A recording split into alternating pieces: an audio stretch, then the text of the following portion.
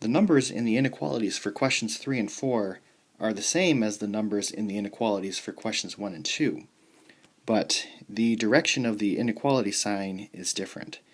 So these are less than or equal to and less than instead of greater than or equal to and greater than. So the shading is below the line instead of above the line. Okay, is -5, -3 a solution?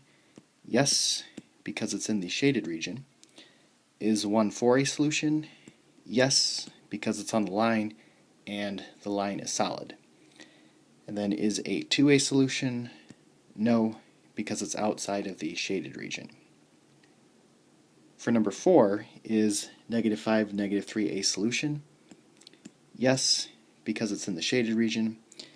Is 1, 4 a solution? No, it's on the line, but the line is dashed, so we do not include it. And then is 8, 2 a solution? No, because it's outside of the shaded region.